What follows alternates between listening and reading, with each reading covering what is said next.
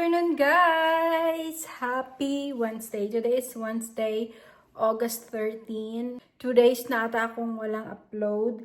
So, iniedit ko pa kasi siya, guys. Ngayon, maalis naman ako. Hindi na ako nakapag-vlog ng parang 3 days din, guys, kasi sobrang busy. Meron akong 8:15 Pilates in the morning every day. And then, meron akong 10 AM na driving class. This is my 4th day of driving class. Mas maganda lang today kasi alas 3 siya. So, meron akong extra time na mag-rest this morning. So, ngayon, magtatanghali na, guys, 12:15.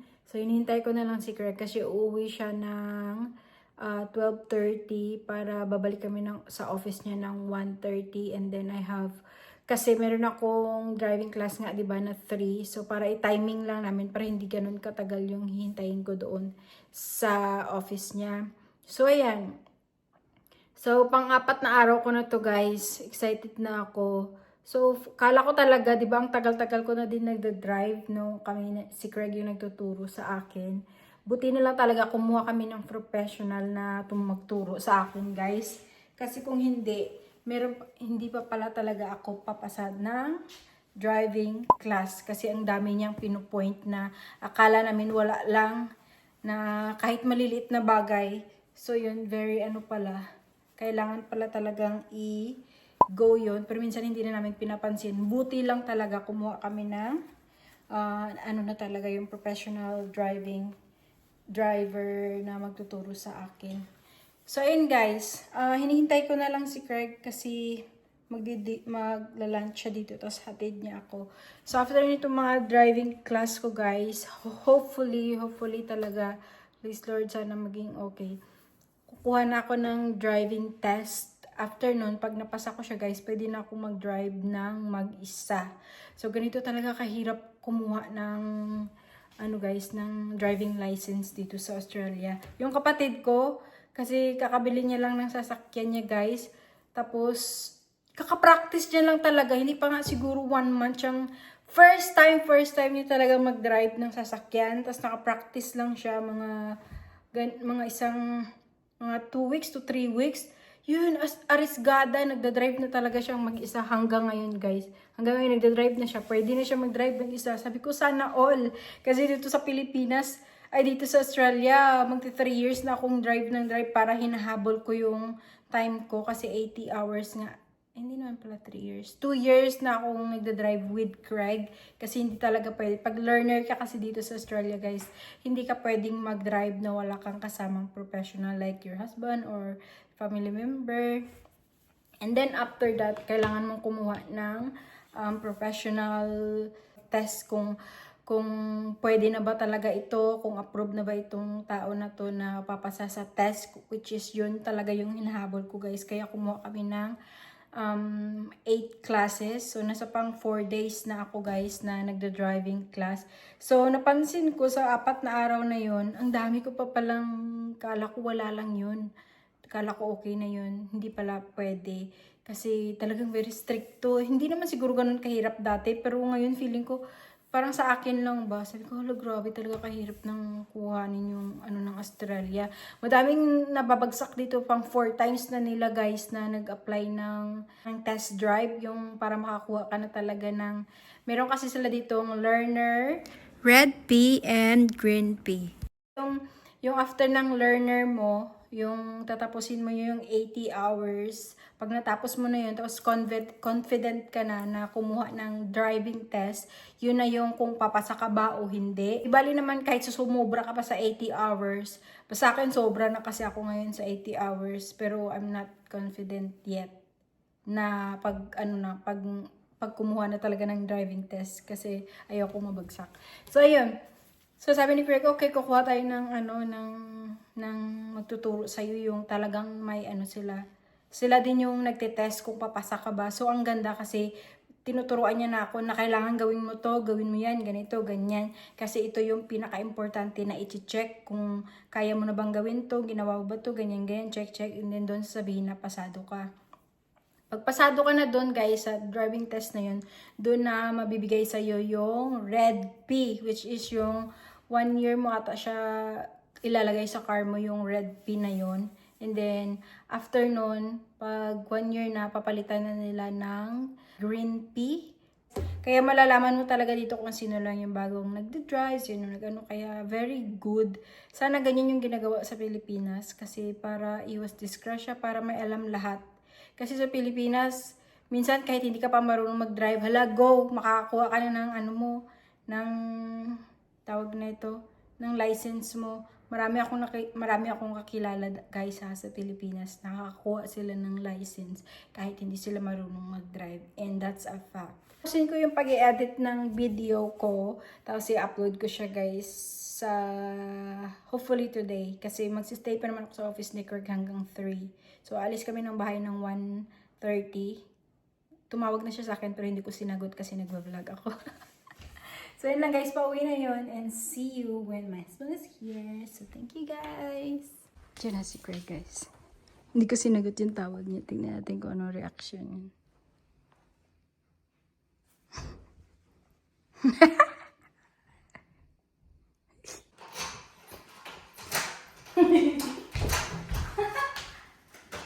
Sir, wala. I didn't answer you because I'm vlogging.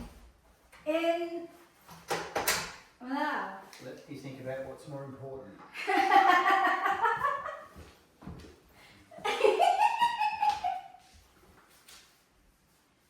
Let me think what's important. What's more important? See you, babe. You'll be home anyway. I'll take it anyway. Very beautiful, Thank babe. you, love. Yeah, look at that. Look at that. Look at that. We don't have breakfast. I didn't cook anything. Breakfast. I cooked for you There's stuff something. there. So, ito yung aming lunch, guys. Naluto ko na yan. Hipon. It's a shrimp with salad namin. Yan yung salad. So, mix ko. Alo, parang may water. So, lalagyan pa natin ng avocado. So, wait lang ha. Mix ko lang muna siya, guys. Yan yung aming lunch. So,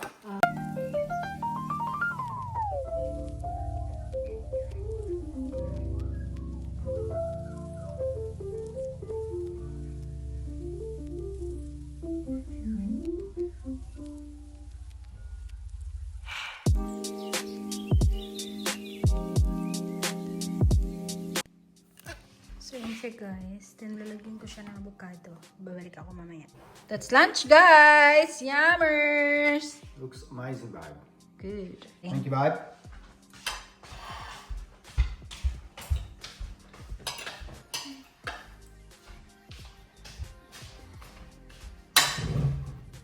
Lot. That's a lot. Kain, guys! Let's eat. Yes.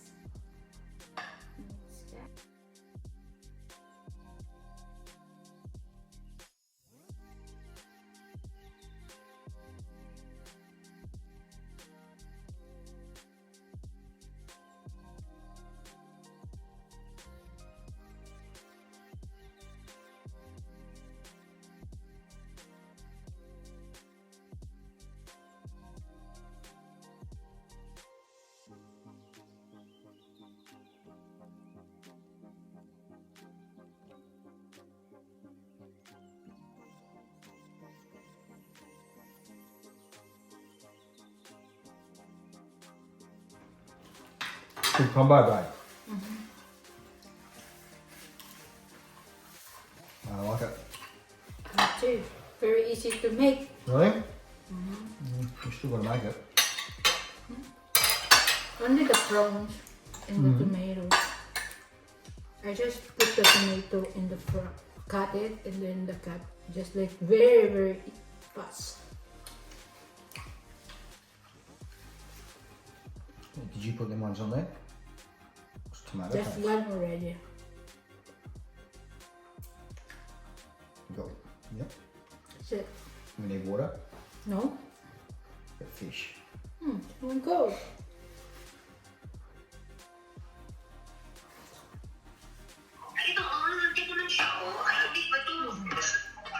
Hey, Mama. G'day, Mia. What's happening? I'm in the, Is that your house? the site. Oh, yeah, okay. Fair enough. We're going to cook. You're going to cook? Vegetable and fish. Mmm. Yummy. So they working there today? Huh? Are they working? Yeah. What are they doing today? Piling the hollow blocks for the walls. Oh, they're going to put some walls up, are they? Oh, nice.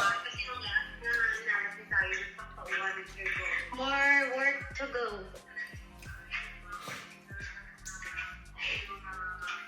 Hello. Hi. Ding ding na. Oh, yeah. This very big house. Wow, almost there. She will not gonna put the top already. No. You're just going to do the first floor? Yeah. Where's the carpet? First I can't see any carpet. Carpet. You can make one room up there. Just one room for you.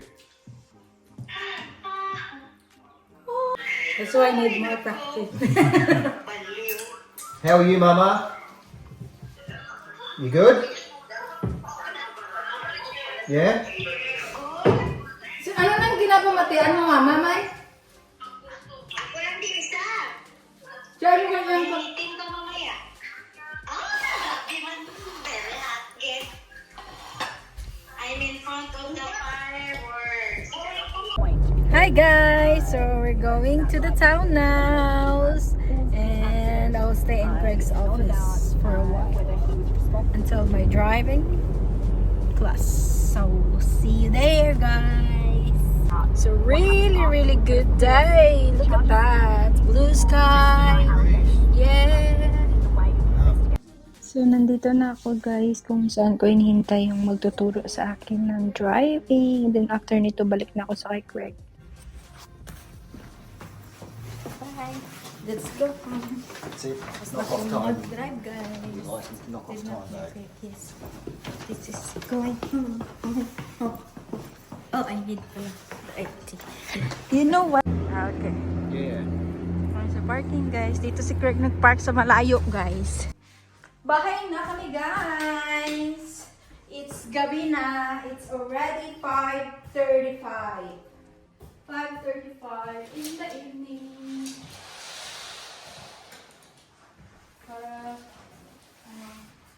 Hey Google, turn on the lamp.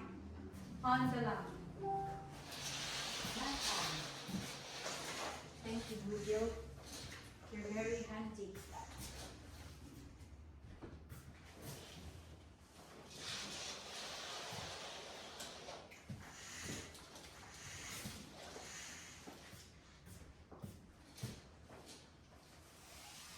So, ayun na nga guys. Nasa bahay na kami. And, hindi kami magluluto. Kakain kami sa labas. Malap? So, hindi daw kami magluluto guys. Kain na tayo sa labas. Maghuhugas lang ako ng kamay din. Magsusuot ng makapal na jacket kasi malamig na paggabi na sa labas.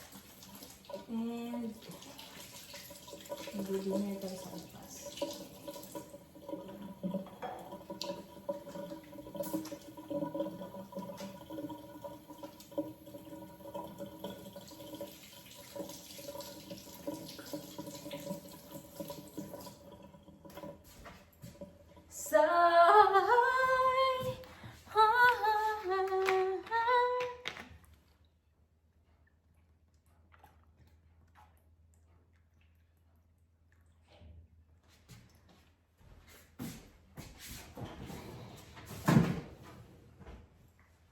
Okay, let's go prepare. Guys, hindi pala matutuloy ang aming dinner, guys.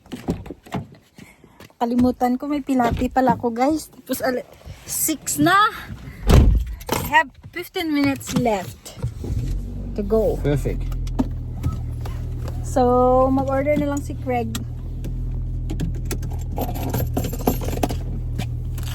atay. You want malap? Yes, please. Thank you, beautiful. Let's go guys! Sa aking pilate, bye! So hi guys, katatapos lang ng aking pilate guys. What happened? Diba excited ako kanina kasi magdi-dinner sana kami. Naalala ko. What happened?